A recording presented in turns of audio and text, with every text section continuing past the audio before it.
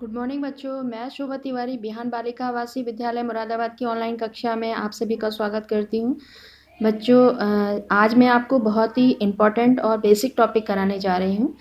तो देखो बच्चों, आज का टॉपिक है सिंगुलर एंड प्लूरल। ठीक है बच्चों,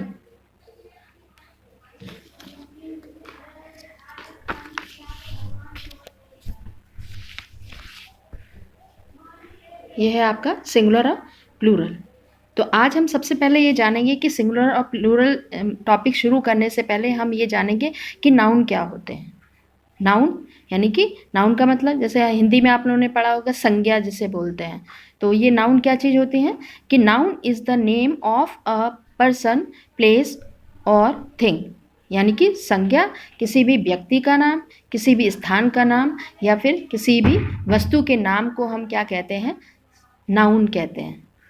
ठीक है बच्चों, तो अब देखो, अब ये नाउन यानी कि किसी भी व्यक्ति का नाम, वस्तु भी हो सकती है और वो कोई भी थिंग्स हो सकती है। तो अब देखो यहाँ पर हमें देखना है सिंगुलर नाउन। अब क्योंकि हमारे पास पर्सन भी हैं, प्लेस भी है और थिंग्स भी हैं, तो अब हमें ये देखना है कि सिंगुलर नाउन कौन से होते हैं। सिंगुलर नाउन, तो देखो, a noun that names one person, animals, place और thing is called singular noun. ठीक है, यानी कि एक नाउन दैट नेम्स, जो कि नाम है किसका, वन पर्सन का, एक व्यक्ति का नाम हो सकता है या फिर एक एनिमल का नाम हो सकता है, जानवर का नाम हो सकता है या स्थान का नाम हो सकता है, और थिंग्स और किसी भी वस्तु के नाम को, यानी कि जो संख्या होनी चाहिए, वस्तु की जो संख्या होनी चाहिए वो कितनी होनी चाहिए, सिंगुलर होनी चाहिए, एक होनी चाहिए, इज कॉल्ड सिंगुलर नाउन। ठीक है, इसका मतलब ये हुआ कि सिंगुलर नाउन हम किसे कहते हैं, किसी भी एक व्यक्ति या किसी एक वस्तु के नाम को हम क्या कहते हैं, सिंगुलर नाउन कहते हैं। ठीक है, अब देखो इसे हम एग्जाम्पल से समझ सकते हैं। यहाँ पर हमारा एक छोटा सा ये फ्लावर बना हुआ है। ठीक है, फ्लावर का चित्र बना हुआ है और इसको हम, क्योंकि ये एक है तो हम इसको क्या बोलेंगे, फ्लावर।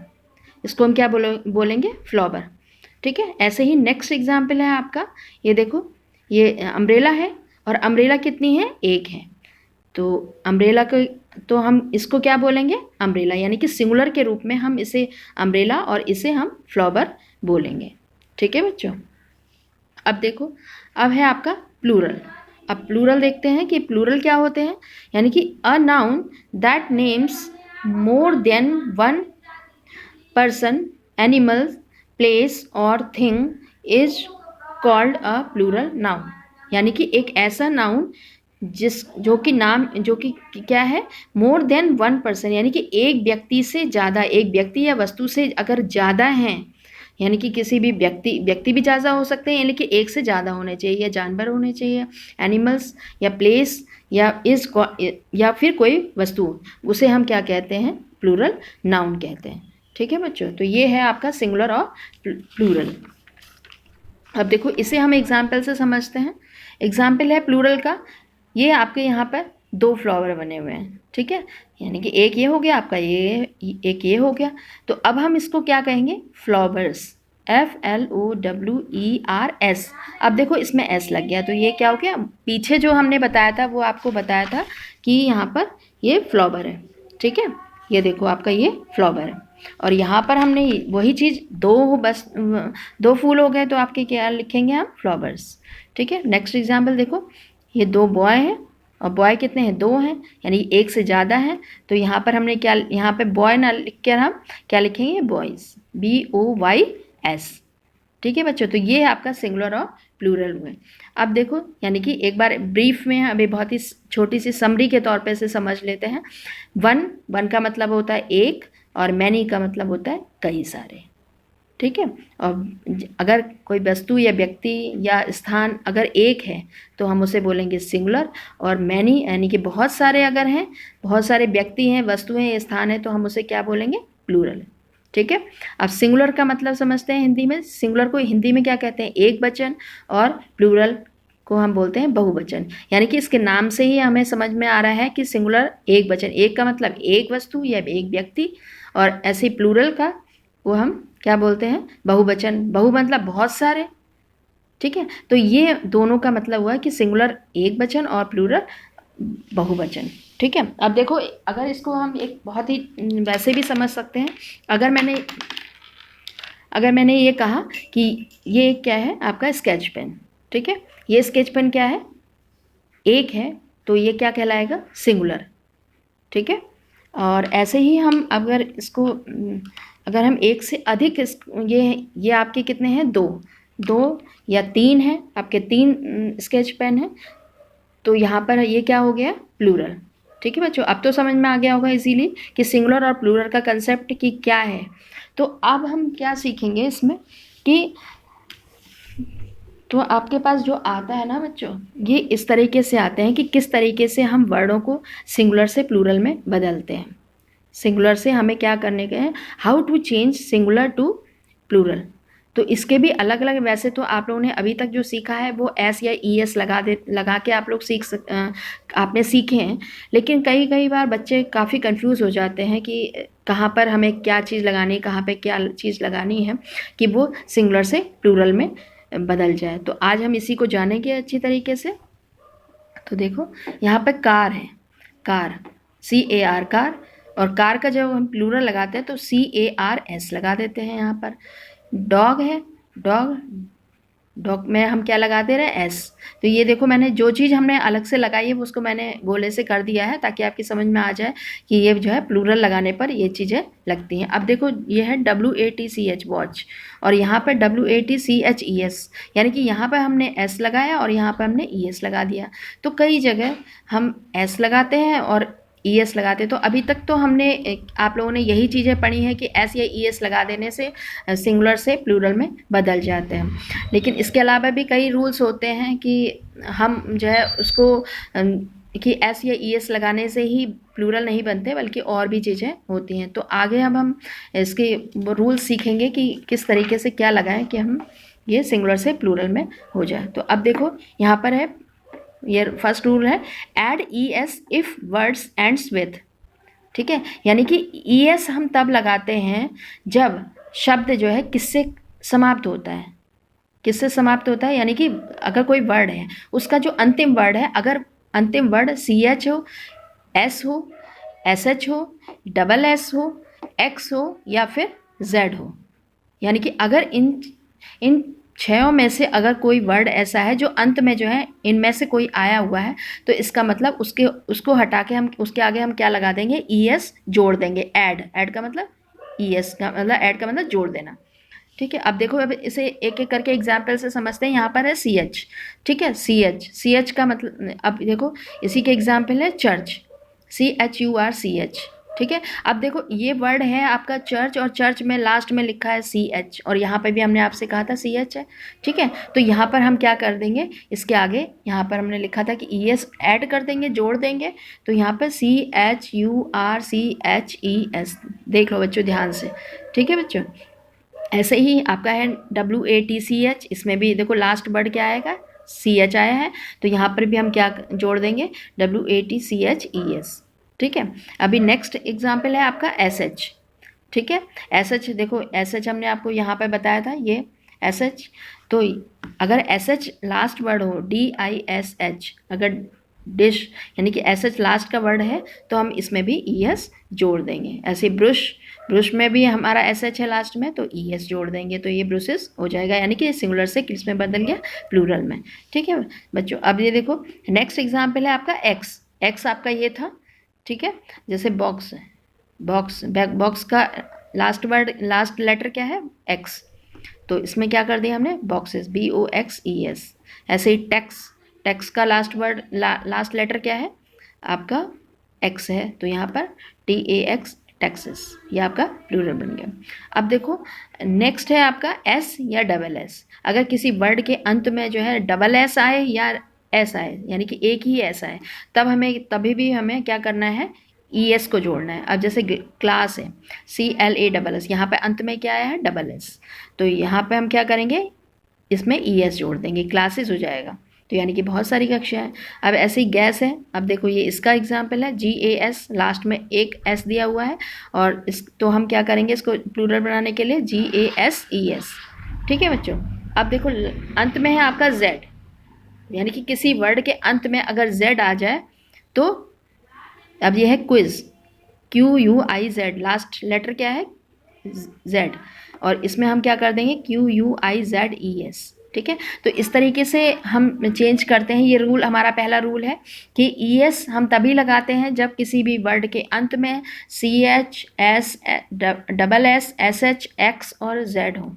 ठीक है, तो इसको आप प्रैक्टिस करोगे तो आपकी समझ में आ जाएगा बहुत ही अच्छी तरीके से कि किस वर्ड के आगे हमें क्या लगाना है। 1-2 बार भी प्रैक्टिस करोगे तो हो जाएगा आपका। ठीक है, नेक्स्ट रूल देखो।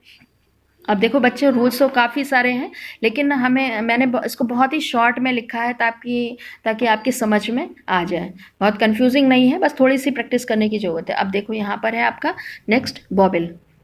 अब ये कह रहे हैं बॉबिल और प्लस वाई। इसका मतलब यह है कि अगर किसी वर्ड का अंत लास्ट लेटर वाई हो और उससे पहले वाला लेटर बॉबिल हो, तो वहाँ पर हम क्या कर देंगे, एस जोड़ देंगे। अब देखो इसको एग्जाम्पल से समझते हैं। डंकी, डंकी, डंकी का लास्ट लेटर क्या है, वाई, और वाई से पहले क्या है, बॉबिल यहाँ पे कहा, तो बॉबिल यहाँ पे डी ई है। ई क्या है, बॉबिल है। ये आपको बॉबिल और कॉन्सोनेंट का मैं आपको वो करा चुकी हूँ, पहले देख लिया है आप लोगों ने, समझ लिया अच्छी तरीके से। तो आपको ये पता होना चाहिए कि ई क्या है, बॉबिल है या कॉन्सोनेंट है।